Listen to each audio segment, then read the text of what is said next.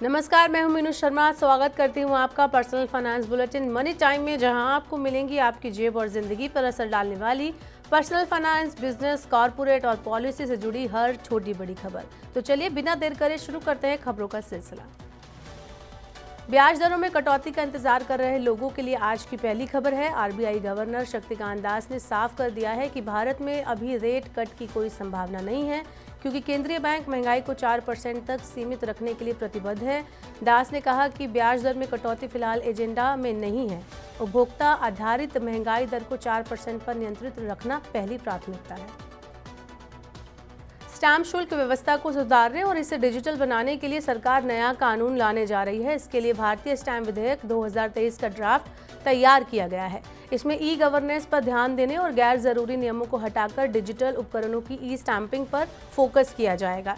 नया कानून भारत को डिजिटल युग के लिए तैयार करेगा। ड्राफ्ट में इलेक्ट्रॉनिक स्टैंप या ई स्टैंप, इलेक्ट्रॉनिक माध्यमों से स्टैंप शुल्क के भुगतान आदि की व्यवस्था की जाएगी। आईएमएफ की प्रमुख क्रिस्टालिना जॉर्जिवा ने कहा है कि 2024 में ब्याज दरों में गिरावट रहेगी। इसके साथ ही उन्होंने आगाह किया कि किसी भी नीतिगत गलती के लिए कोई जगह नहीं है, क्योंकि इस सफर का अंतिम हिस्सा बेहद मुश्किल होगा। उन्होंने यहां डब्ल्यूईएफ की वार्षिक बैठक में कहा कि केंद्रीय बैंकों को समय से पहले सख्ती नहीं करनी चाहिए। अगर ऐसा किया तो वे उस जीत को खो सकते हैं जो अभी उनके हाथ में है। उन्होंने उम्मीद जताई है कि 2024 में सकारात्मक रुझान जारी रहेंगे।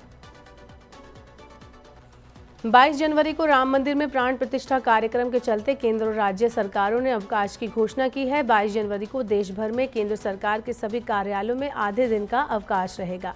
कार्मिक मंत्रालय ने आदेश जारी करते हुए कहा कि अयोध्या में रामलला के प्राण प्रतिष्ठा समारोह के जश्न में कर्मचारी भाग ले सके, इसलिए पूरे भारत में केंद्र सरकार के सभी कार्यालय, केंद्रीय संस्थान और केंद्रीय औद्योगिक प्रतिष्ठान 22 जनवरी को दोपहर 2:30 बजे तक आधे दिन के लिए बंद रहेंगे। सरकार ने जनभावना को देखते हुए निर्णय लिया है। वहीं उत्तर प्रदेश, मध्य प्रदेश, छत्तीसगढ़ और गोवा सरकार ने 22 जनवरी को सरकारी दफ्तरों के साथ स्कूल और कॉलेजेस में अवकाश की घोषणा की है। हरियाणा सरकार ने 22 जनवरी को सभी शिक्षण संस्थानों में अवकाश की घोषणा की। शेयर बाजारों में लगातार तीसरे दिन गिरावट रही। एचडीएफसी बैंक में लगातार बिकवाली और टिकाऊ उपभोक्ता व बिजली कंपनियों के शेयरों में बिक्री से बाजार नीचे आया। बीएसई सेंसेक्स 313 अंक की गिरावट के साथ 71,186 अंक पर बंद हुआ। वहीं निफ्टी 109 अंक की गिरावट के साथ 21,462 अंक पर बंद हुआ। हाल ही की तेजी के बाद बाजार में मुनाफा वसूली हो रही है। अक्टूबर-दिसंबर तिमाही के वित्तीय नतीजे बाजार उम्मीद के अनुरूप नहीं होने से बैंक के शेयर टूटे हैं। निवेशक अमेरिकी केंद्रीय बैंक फेडरल रिजर्व के तेजी से नीतिगत दर में कमी को लेकर आशंकित हैं। रोजगार के अवसरों को बढ़ाने के लिए सरकार 1 फरवरी को पेश होने वाले अंतरिम बजट में प्रोडक्शन लिंक्ड इंसेंटिव योजना का दायरा बढ़ा सकती है। डिलॉयट इंडिया का कहना है कि सरकार पीएलआई योजना में कपड़ा, आभूषण और हस्तशिल्प जैसे क्षेत्रों को शामिल कर सकती है। ये क्षेत्र सबसे ज्यादा रोजगार के अवसर तैयार करते हैं। इस समय पीएलआई योजना 14 क्षेत्रों के लिए उपलब्ध है। डिलॉयट इंडिया ने कहा है कि ग्रामीण आय बढ़ाकर महंगाई और उपभोग मांग में कमी से निपटा जा सकता है।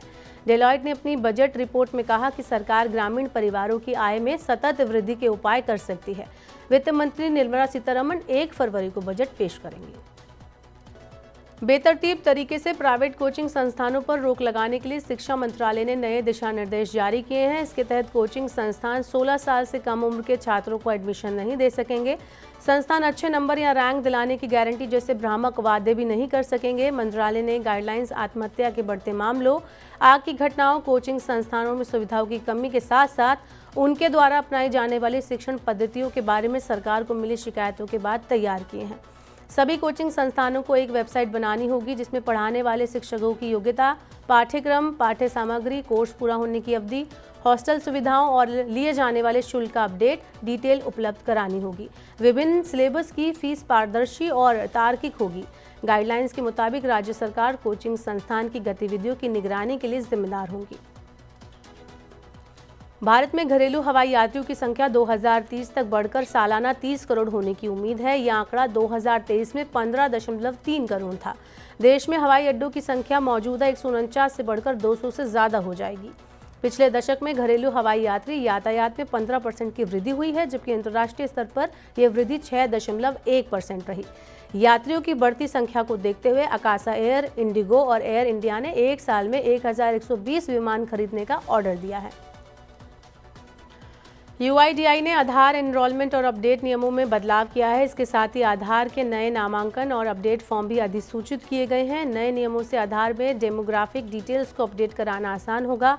सेंट्रल आइडेंटिटीज डाटा रिपोजिटरी ने जानकारी को अब तक 2 तरीकों से अपडेट कराया जा सकेगा। आधार होल्डर आधार केंद्र पर जाकर या फिर वेबसाइट और मोबाइल एप्लीकेशन के जरिए अपनी जानकारी अपडेट कर सकेंगे। पुराने नियमों के मुताबिक एड्रेस अपडेशन केवल ऑनलाइन मोड में होता था।